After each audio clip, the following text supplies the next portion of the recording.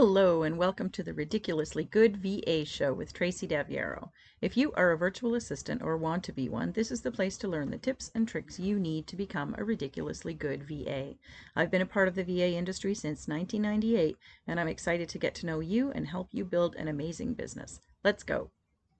Hey there, welcome to another episode of the podcast that teaches you how to be a ridiculously good virtual assistant. If you're stuck and need help moving forward, don't forget to book your complimentary Cut to the Chase call with me so we can talk about the ways that I can help you. Book your call at yourvamentor.com/chase, CHASE. Today I want to talk about boosting productivity and working efficiently.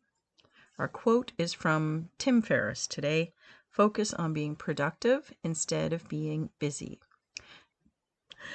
No, I don't love Tim Ferriss because he promotes hiring offshore VAs, or at least he has in the past. But he really does nail this quote. Being busy is not good. Being productive is. As a matter of fact, it's excellent. Let's go. I tell you all the time that time is money for virtual assistants. Literally, time is money. Your time, your client's money. So everything you do and how you do it is costing the client a certain amount of money.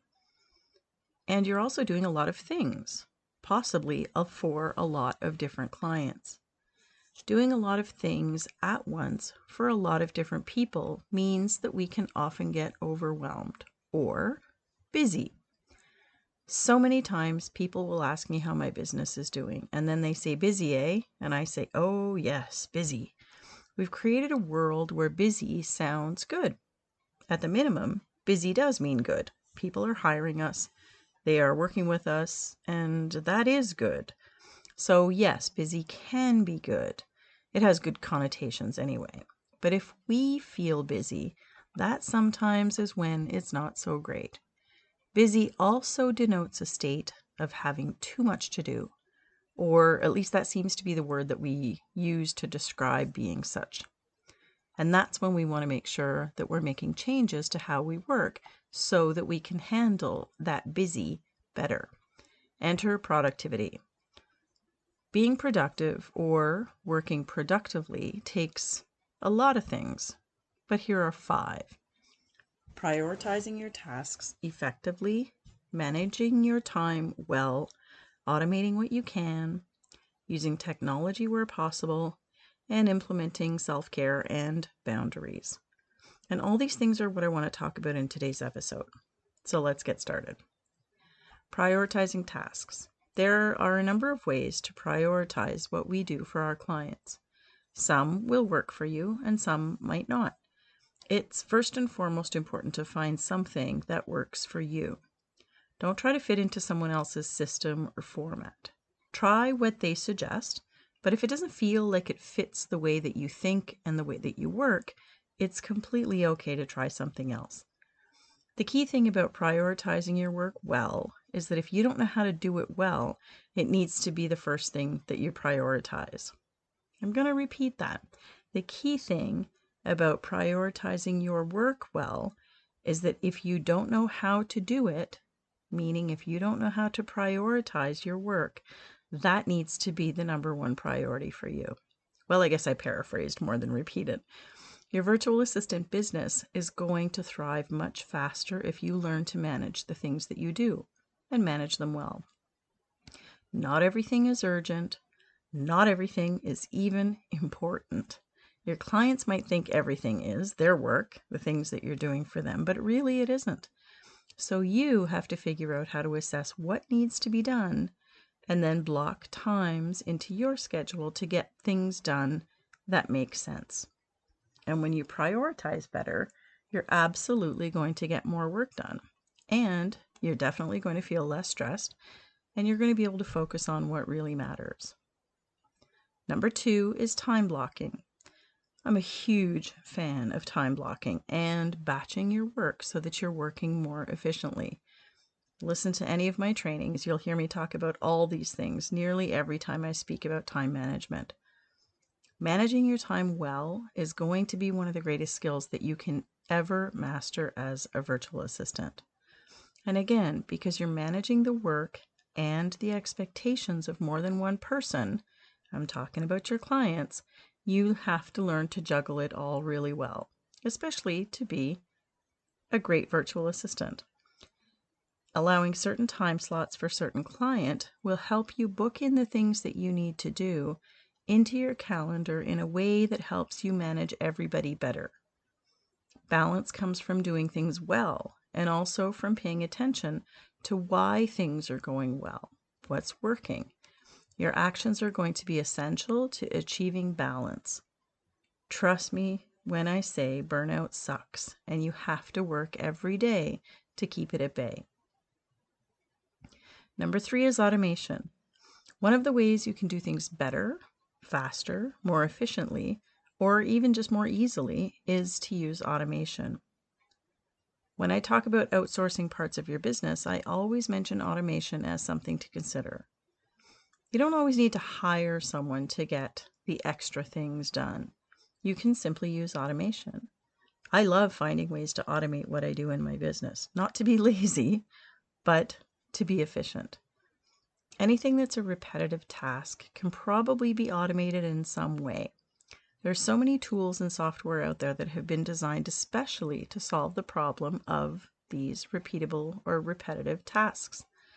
So what are you doing that's repetitive? What would make things easier? Start with maybe a simple checklist and then move along to more digitized options.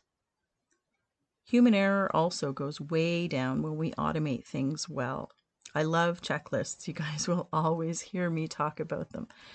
They save brain power and they just help you focus on the task at hand. So do the apps and software tools that are designed to help us get more done. Check them out. Look all over the place for them. An example of a really good app or software tool is a password app, right? An excellent example of great automation, something that saves us brain power, that automates us logging into things, that keeps things confidential and secure. Very, very important. That's exactly what it's designed to do, and there are many, many, many of them out there. Next is technology. Taking automation one step further, technology can most definitely be our friend. There are so many apps and programs and platforms that are designed specifically to help you do things better. Streamlining your projects is so easy when you find the right technology. Again, it may be a little bit of hunt and peck in the beginning to find what works for you, but once you do, make sure you use it. My beloved checklists are a great start, but moving to something like a project management system that helps you work better with your clients can be a really awesome move and a great investment. One of the cool things about these systems that people build is that they also stay on top of the trends and the industry needs, and they update them. They remain current without any of us having to do that part. And the best part about the technology additions is the communication part. At least I think it is. Often it's easy to respond to project updates via email. That's my favorite way. That used to be the number one feature that I looked for in a project management system, because it also cuts down your actual communication with clients way down when you're using something that's shareable. It means your clients can check in on a project status and an update instead of messaging you or emailing you to get that update. So that in itself is a massive time saver. And last is self-care and boundaries. The final piece to being productive is recognizing that we need to put boundaries in place and manage our self-care. I've done episodes on boundaries. I've done episodes on time management. You guys can check those out as well.